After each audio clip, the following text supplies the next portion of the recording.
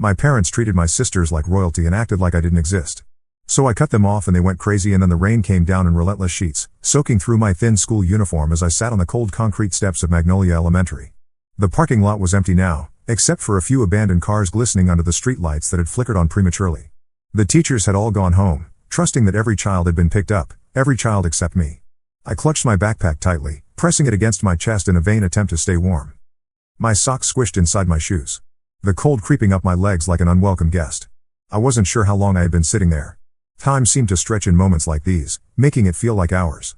The storm had started with a drizzle during lunch, but by dismissal, it was a full-blown downpour. I kept hoping to see the headlights of my parents' car, but as usual, hope was just a cruel trick. The janitor finally noticed me. Mrs. Henderson was her name. A kind older woman with graying hair and a warm smile. She walked over, concern written across her face. "Samuel, what are you still doing here? Didn't anyone come for you?" I shrugged, swallowing the lump in my throat. "They're probably running late," I said, trying to sound nonchalant. Mrs. Henderson frowned, clearly not convinced, but she didn't push me further. "Do you have a phone to call them?" I shook my head. "I don't think anyone's home." She hesitated for a moment, then gave me her umbrella and told me to stay safe. I thanked her and started the long walk home. It was dark now and the streets were empty except for the occasional car splashing through the flooded roads. By the time I reached the front door, I was drenched and shivering. My fingers struggled to turn the key in the lock. When I stepped inside, I was met with warmth, but not the kind that felt inviting. My dad, Robert, sat on the couch flipping through one of his magazines. He glanced up briefly, then back down again. "Oh, you're back. Dinner's in the fridge," he said. His tone devoid of any concern or curiosity. That was it. No questions about why I was late. No apology for forgetting me. No acknowledgement that I had been stranded for hours in a storm. I stood there for a moment, water pooling at my feet before trudging into the kitchen to find the leftover he had mentioned. My sisters, Emma and Rachel, were in the living room playing video games. The sound of their laughter and rapid button mashing filled the house. I peeked in, hoping for some sort of greeting or even a glance, but they didn't look up. I was invisible again. That night, as I lay in bed listening to the rain hammering against the window, I thought about how normal this had become. I had been left at school so many times that even my teachers noticed. Mr. Blake, my favorite teacher, had started offering to drive me home whenever my parents forgot. Once, during a parent-teacher conference, he gently suggested to my dad that it might be a good idea to set up a carpool system. My dad had laughed it off, saying, "Samuel's independent. He manages just fine." But I wasn't fine. My family wasn't like other families. Emma, the eldest, was the golden girl. At 17, she was everything parents dreamed of: smart, charming, and ambitious. She had a shelf full of academic awards and was already being courted by prestigious universities. My parents beamed with pride whenever they talked about her, their voices dripping with admiration. Rachel, at 15, was the fun one. She was athletic, popular, and the life of every party. Her soccer trophies lined the walls of the living room and our parents never missed a game. She had an endless stream of friends who came over after school, filling the house with energy and laughter. And then there was me. Just Samuel. 11 years old, quiet, and easy to overlook. One of my earliest memories of feeling invisible was my 9th birthday. My dad had thrown a party, but it wasn't for me. He invited his friends and their kids, none of whom I knew very well. I had asked if I could invite my classmates, but he waved me off saying, "It's easier this way, buddy. You don't really have that many friends, do you?" His words stung, but I didn't argue. At the party, I sat in a corner watching everyone else have fun. The cake was beautiful, but it had my dad's name written all over it. Not literally, but in the way it was decorated to impress his friends rather than celebrate me. I blew out the candles while they clapped half-heartedly, and I remember wishing I could disappear entirely. That feeling of being a background character in my own life never really went away. It followed me to school, where I excelled academically but never felt celebrated. It was present at home, where every achievement of mine was overshadowed by my sisters. Once, when I proudly announced I had won a writing contest, Emma laughed and said, "Wow, a writing contest. That's something." Rachel chimed in. "Stop trying so hard to get noticed, Samuel. It's embarrassing." After that, I stopped sharing. Even the extended family seemed complicit in my invisibility. My uncles and aunts would smile politely when I spoke, then quickly turn the conversation back to Emma or Rachel. My uncle Carl once pulled me aside at a family reunion and said, "You just need to try harder, buddy. Make your parents proud and they'll come around." I had tried. For years, I had tried. But no matter what I did, it was never enough. That night, lying in the dark, I made a promise to myself. One day, I would leave this place. I would build a life where I wasn't invisible. A life where I wasn't just Samuel, the forgotten child. I didn't know how or when, but I knew I had to try. If my family couldn't see me, then I would find people who could. By the time I started high school, I had learned to keep my head down and blend into the background. It was easier that way, safer, even. Magnolia High wasn't a place where you stood out unless you wanted to get knocked down. And I already had enough experience with that at home. I wasn't popular like Rachel or naturally brilliant like Emma, but I had my own kind of focus. I poured myself into my studies, staying late at the library to finish assignments or working on extra credit projects. If I couldn't make my family notice me, I could at least make a name for myself in the classroom. I wasn't just good at school. I was exceptional. By the time I was 16, I had a near-perfect GPA, joined the debate team, and even started a small tutoring program for younger students struggling with math. My teachers noticed, and for the first time, I felt seen. Mr. Blake, my English teacher, was especially supportive. "Samuel, you're a natural writer," he said one afternoon after class. "You have a way of capturing emotions that's beyond your years. Don't let anyone tell you otherwise." I clung to his words like a lifeline. It was the kind of encouragement I had never heard at home. At home, the routine hadn't changed much. Emma was still the golden child, now attending a prestigious university in another state, and Rachel was the local hero, dominating the soccer field and charming everyone in her orbit. My parents, Robert and Grace, lavished attention on them like it was their full-time job. Once, when I came home with a certificate for winning a regional essay competition, my dad barely glanced at it. "That's nice, Samuel," he said before turning back to the dinner he was preparing. "Did you know Rachel's team is one game away from making the state finals?" I nodded, my chest tight with disappointment. "Yeah." She mentioned it. "Oh, you should come to the game on Saturday," he added, as though it was an afterthought. Saturday came and went, and I spent it at home, writing another essay. No one noticed I wasn't there. It wasn't just the lack of attention. It was the dismissiveness that hurt the most. Emma visited home for Thanksgiving during my junior year, and the dinner conversation turned to college plans. I mentioned that I was considering applying to universities on the East Coast. "Why would you go so far away?" Emma asked, her tone dripping with skepticism. Before I could answer, Rachel chimed in, "Probably wants to reinvent himself. That's what people do when they've got nothing going for them." My mom laughed at Rachel's comment like it was the funniest thing she'd ever heard. I felt my cheeks burn, but I kept my mouth shut. Defending myself would only make things worse. Instead, I doubled down on my schoolwork. My grades were impeccable, and by my senior year, I had climbed to the top of my class. When I found out I was going to be valedictorian, I was thrilled but also terrified. Would my family even care? I tried to give them a chance. I sent out formal invitations to the graduation ceremony, slipping them into the pile of mail on the kitchen counter. Days turned into weeks, and I heard nothing. The night before graduation, I worked up the courage to ask my dad directly. "Did you see the invitation I left for you?"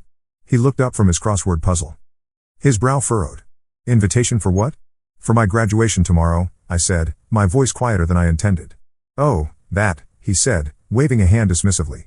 "We'll see if we can make it. Rachel has a soccer game in the afternoon, though, so it might be tight." Tight. That was his word for it. The next day, I stood at the podium delivering a speech I had worked on for weeks. I scanned the crowd of proud parents and excited families searching for familiar faces. Their seats were empty. After the ceremony, Mr. Blake found me in the hallway, tears welling in his eyes. "You did beautifully, Samuel," he said, pulling me into a hug. "You should be so proud of yourself." I smiled weakly, grateful for his support, but it didn't fill the hollow ache in my chest. Later that evening, I overheard my mom talking on the phone. "Rachel scored 2 goals today," she said proudly.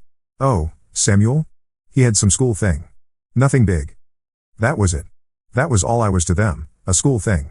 The summer before college was a blur of preparation and anxiety. I knew that if I wanted to succeed, I'd have to do it on my own. My parents' wealth could have covered my tuition, but they didn't offer a dime. Emma got a brand new car when she graduated. Rachel's dorm fees and expenses were covered without a second thought. For me, there was nothing. I applied for scholarships and took out loans, spending every spare moment working part-time at a diner to save up for textbooks and supplies. My boss, a no-nonsense man named Dan, took a liking to me and started giving me extra shifts. "You've got a good head on your shoulders, Samuel," he said one evening as we closed up. "Don't let anyone hold you back." His words meant more to me than he probably realized. When the day finally came to leave for college, I packed up my belongings into a single suitcase. No one came to see me off. As I sat on the bus, watching the familiar streets of my hometown fade into the distance, I felt a mix of fear and relief. For the first time, I was free. Free to build a life where I wasn't just Samuel, the overlooked little brother or the forgotten son. As the bus rumbled on, I made a silent promise to myself. I would prove to the world and to myself that I was worth noticing. The road ahead was uncertain, but it was mine to navigate. And for the first time in my life, that was enough. College was supposed to be my fresh start, and in many ways, it was. The campus, with its sprawling lawns and towering brick buildings, felt like another world. I shared a tiny dorm room with a guy named Adam, who was kind but loud, always playing music or chatting on the phone. It was a little chaotic, but it was also mine. For the first time, I wasn't surrounded by people who ignored me or treated me like an afterthought. That first semester was tough. My classes were challenging, and balancing part-time work at a campus cafe with my studies wasn't easy. But I thrived on the independence. Every essay I submitted and every shift I completed was a small victory, a reminder that I could survive on my own. I started working weekends at a small bookstore downtown owned by an older man named Mr. Kingston. He was in his 60s with silver hair always tied up in a neat style and a habit of humming while he worked. From the first day, he treated me with a warmth I wasn't used to. "You have an eye for detail," he said one afternoon after I reorganized the poetry section without being asked. "You're going to go far, Samuel. I can tell." His kindness was unexpected and overwhelming. It wasn't the grand gestures I'd always craved from my family, but the simple acknowledgement that I existed and mattered was enough to bring tears to my eyes. While I was finding my footing in college, my family barely seemed to notice I was gone. There were no calls, no texts, no care packages. Nothing. I told myself it didn't matter, that I didn't need them anymore. But then Thanksgiving came around. My roommate left to spend the holiday with his family, leaving the dorm eerily quiet. I tried to keep busy, working extra shifts at the bookstore and catching up on homework, but the loneliness crept in. Against my better judgment, I called home. My dad answered after a few rings. "Oh, Samuel," he said, his tone flat. "How's school?" "It's good," I replied, trying to sound upbeat. I wanted to say Happy Thanksgiving. There was a pause. I could hear voices and laughter in the background. "Thanks, buddy," he said quickly. "We're just sitting down for dinner. Rachel's got her boyfriend over, and Emma flew in for the weekend. You should have told us you were calling. We could have planned something." My stomach twisted. "That's okay. I just wanted to say hi." "All right. Well, take care," he said before hanging up. That was it. No invitation to come home. No interest in how I was really doing. I stared at the phone for a long time after the call ended. The silence in the dorm pressing down on me. It was then that I started to realize how little I truly meant to them. A month later, during winter break, I made the mistake of visiting home. The moment I walked through the door, I overheard my mom talking to a neighbor. "Only 2 kids, you're lucky. 3's a handful." My mom laughed. "Nah. It's just the girls now. Samuel's off doing his own thing. Keeps us plenty busy." My heart sank. It wasn't a slip of the tongue or a misunderstanding. They genuinely didn't acknowledge me as part of the family anymore. That night, I packed my things and left without saying goodbye. I couldn't stay in a house where I was nothing more than a ghost. When I returned to campus, I made a decision. If they could pretend I didn't exist, then I could do the same. The first step was blocking their numbers. It felt dramatic at first, but every time I saw their names on my phone, a wave of anxiety crashed over me. Once they were blocked, I felt a strange sense of relief. Next, I unfriended them on social media. It was oddly satisfying to remove their comments and tags from my photos, erasing the digital evidence of our connection. I even went as far as deleting some family photos from my profile. It felt like shedding old skin, painful but necessary. Over time, I realized I needed to cut ties with more than just my immediate family. Some of my extended relatives, like my Uncle Carl, had always dismissed my feelings. He used to say things like, "Your parents mean well," or "You're just being sensitive." I stopped replying to his texts and calls, and eventually, they stopped coming. My therapist, Dr. Morales, was instrumental during this time. I started seeing her after winter break, and she helped me unpack years of neglect and emotional damage. "It's not about punishing them," she said during one session. "It's about protecting yourself. Setting boundaries isn't selfish. It's necessary." Her words stayed with me. I took things further, ensuring my parents couldn't interfere in my life even in emergencies. I updated my emergency contacts at work and at the doctor's office, listing my best friend Julian instead. He was one of the few people who had always been there for me. "You're my rock," I told him one night after class. "And you're mine," he replied without hesitation. Julian became my chosen family, the brother I never had. We spent holidays together, cooking cheap meals in his tiny apartment and laughing over silly movies. It wasn't traditional, but it was warm and real. As I built this new life, I started to feel a sense of freedom I had never known. Living without the weight of my family's indifference was liberating. But of course, it wasn't that simple. My parents started sending passive-aggressive messages through mutual acquaintances, accusing me of being distant and ungrateful. "I'm too busy for drama," I told Julian one day, showing him a text from my Uncle Carl about how my parents were heartbroken. "You don't owe them anything," Julian reminded me. He was right. For the first time, I was choosing myself. That spring, I celebrated a major milestone. I got my first promotion at the bookstore. Mr. Kingston even threw me a little party, complete with cake and balloons. "You're going to do great things, Samuel," he said, handing me a small gift, a beautiful leather-bound journal. That night, as I wrote my thoughts in the journal for the first time, I realized I was finally starting to heal. The road wasn't easy, and there were moments when the guilt crept back in, but I kept moving forward. For the first time, I felt like I was in control of my own life. And I wasn't going to let anyone take that away from me. By the time I entered my final year of college, my life looked nothing like it had back in high school. I had carved out a space for myself, a small but meaningful world where I was seen, valued, and loved. The weight of my family's neglect was something I was finally learning to let go of, though it still lingered in the quiet moments when I least expected it. I hadn't spoken to my parents or my sisters, Emma and Rachel, in over a year. The silence wasn't accidental. It was deliberate, and for the most part, it felt like a relief. But when I logged into social media one rainy afternoon, I found that they hadn't let go as easily as I had. There it was, staring back at me. A long, dramatic post from my dad. It began with a photo of the three of them smiling at some family gathering, and the caption was laced with emotional manipulation. Our hearts are heavy as we try to understand why our youngest son has chosen to cut us out of his life. We've always tried our best to be loving and supportive, but sometimes children make decisions that break your heart. We only hope he knows how much we miss him. It was like a punch to the gut. The comments were a mix of blind sympathy and skepticism. Some of his friends wrote things like, "You're such wonderful parents. He'll come around." Others asked pointed questions. "Didn't he graduate as valedictorian? Why didn't you mention that?" I closed the app, my hands shaking. How could they twist the narrative so blatantly? After everything they'd done or hadn't done, they were now trying to paint themselves as the victims. When I told Julian about the post, he rolled his eyes. "Classic manipulation," he said. "They're trying to control the narrative because they know they've lost control of you." He was right, of course, but that didn't make it easier to stomach. A week later, I got a text from an unknown number. It was Emma. "Hey, Samuel. I saw Dad's post. Can we talk? I think this has gone too far." Gone too far. As if my choice to prioritize my own mental health was some sort of rebellion. I didn't respond. The messages kept coming, though, from Emma, from Rachel, even from some of my extended family. My Uncle Carl left me a voicemail dripping with condescension. "Samuel, you need to stop this nonsense and reach out to your parents. Family is everything and you'll regret this one day. Trust me." It took everything in me not to call him back and list every single thing my family had done or failed to do that led me to this point. Instead, I deleted the voicemail and blocked his number. When the messages didn't work, my parents escalated their tactics. A mutual acquaintance. One of their neighbors reached out to me with a carefully worded email. "Your parents are really struggling, Samuel. Your dad mentioned he hasn't heard from you in so long. He's worried sick. Don't you think it's time to mend fences?" I stared at the email for a long time before deleting it. Worried sick? The same man who forgot to pick me up from school countless times? The same man who dismissed my achievements and openly admitted to others that he only had 2 kids? Their guilt trips weren't working, and I wasn't about to let them worm their way back into my life. Around this time, something unexpected happened. My story, the years of neglect, the loneliness, and my eventual decision to cut ties started to reach a larger audience. It began with a post I made on Reddit. It wasn't planned. I had been scrolling through a family estrangement forum and decided to share my experience. I wrote about the times I was left behind, the missed graduations, the constant feeling of being invisible in my own home. I didn't name names or include specific details, but the post resonated with people. Within hours, it blew up. Thousands of people commented, sharing their own stories of neglect and estrangement. "This is exactly what I went through." One person wrote, "Thank you for putting it into words." Others offered words of support and validation. Things I hadn't realized I needed until I read them. "You're so brave for walking away.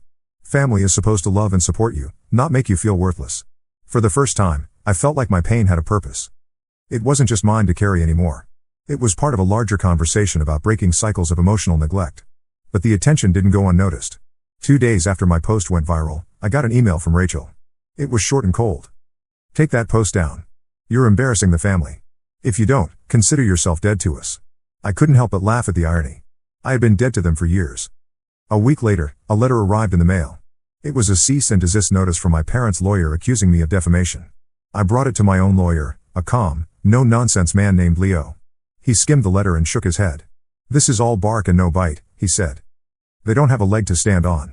You're sharing your personal experiences, which is well within your rights." His reassurance gave me the courage to stand my ground.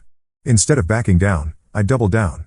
I wrote a follow-up post on Reddit, sharing more details and even some receipts, old emails and texts that showed their indifference and manipulation.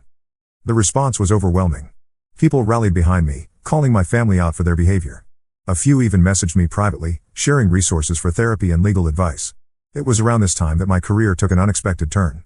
I was offered a promotion at the bookstore, taking on a managerial role. Mr. Kingston celebrated by throwing me another party, this time inviting a few of my closest friends. As we sat around eating cake and laughing, I felt a profound sense of gratitude. These people weren't my family by blood, but they had become my family in every way that mattered. For the first time, I felt like I was truly building a life for myself. A life where I wasn't defined by my past or tethered to the people who had failed me. But the final straw came a few months later when my parents sent another message through a mutual acquaintance. This time, it was a supposed health scare. My dad claiming he had been hospitalized and needed to see me. I didn't buy it for a second. They had pulled similar stunts in the past, hoping to guilt me into coming back. I told Julian about it, and he nodded knowingly. "They're trying to reel you back in," he said. "Don't let them." And I didn't. Instead, I focused on the life I was building. It wasn't perfect, and there were still moments when the weight of it all threatened to pull me down. But I was finally free. Free to write my own story. Free to live without their shadows looming over me. Free to be myself. Months turned into years, and with every passing day, the grip my family once had on me loosened until it was completely gone. The life I had built without them wasn't just surviving. It was thriving. I was no longer weighed down by their absence or the memories of their neglect. Instead, I was focused on the people who truly mattered to me, the ones who had chosen to stay by my side. My Reddit post continued to circulate, sparking conversations about family estrangement and emotional neglect. I received countless messages from people who shared similar stories or thanked me for giving them the courage to set their own boundaries. It was humbling to know my experiences could help others, and it gave me a sense of purpose I hadn't realized I was searching for. One day, I received an unexpected email from a literary agent. They had seen my post and thought my story had the potential to become a book. At first, I hesitated. Reliving those memories in such detail felt daunting, and I wasn't sure if I was ready to put everything out there for the world to see. But the more I thought about it, the more it felt like the right thing to do. If my story could help even one person feel less alone, then it was worth it. The process of writing the book was cathartic. I spent months sifting through old memories, writing late into the night and working with my therapist, Dr. Morales, to process the emotions that came with revisiting the past. The book wasn't just about my family. It was about breaking free from their shadow, finding my voice, and building a life that felt truly mine. When the book was finally published, the response was overwhelming. Messages poured in from readers who saw themselves in my story, thanking me for sharing it. Some asked for advice on how to cut ties with toxic family members, while others simply wanted to let me know they felt seen for the first time. It was strange to think that the pain I had carried for so long was now something that could inspire others. Meanwhile, my personal life continued to flourish. I moved into a small but cozy house with a backyard big enough for my rescue dog, Max, to run around. Not long after, I adopted a second dog, a golden retriever mix named Daisy. The two of them brought a joy to my life that I hadn't known was possible. My chosen family grew as well. Julian, my best friend, remained a constant presence, and our tradition of Sunday dinners became something I looked forward to every week. We rotated between our homes, cooking simple meals and sharing stories about our lives. It was nothing extravagant, but it was meaningful in a way I had never experienced growing up. During one of those dinners, Julian surprised me with a cake. "To freedom," it said in bright blue icing. I laughed as tears filled my eyes. "You always know how to make a moment special," I said, pulling him into a hug. "This is just the beginning for you," he said. "You're building something amazing." He was right. Professionally, things were better than ever. After graduating, I landed a job with a non-profit organization that supported children in foster care and those escaping abusive homes. The work was challenging but deeply rewarding. Every campaign we launched, every fundraiser we organized, felt like a step toward making a difference in the lives of kids who had been through experiences similar to mine. But despite all the progress I had made, there was one final step I needed to take. In a quiet moment one evening, I went through an old box of belongings I had tucked away in the back of my closet.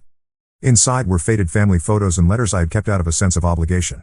One by one, I went through them, deciding what to keep and what to let go. There was a photo of me as a child, sitting on the couch while Emma and Rachel opened gifts on Christmas morning. I remembered feeling invisible even then, watching as the adults fawned over my sisters while barely acknowledging me. I placed the photo in the pile to be discarded. By the time I was finished, the box was nearly empty. It felt symbolic, like I was finally releasing the weight of the past. That same week, I learned through a mutual acquaintance that my parents had moved away. Their once busy social lives had dwindled, and their reputation in our hometown had taken a hit after my story went public. It was strange to think of them as distant figures, fading into obscurity, but I felt no urge to investigate further. One last attempt came in the form of a handwritten letter from my father. It was forwarded to me through an old address and arrived on a rainy afternoon. The letter was filled with vague regrets, empty phrases about misunderstandings, and a plea for reconciliation. "We miss you, Samuel," he wrote. "Please come home." It wasn't an apology. It was a plea for me to fit back into their version of reality where they had done nothing wrong. I didn't respond.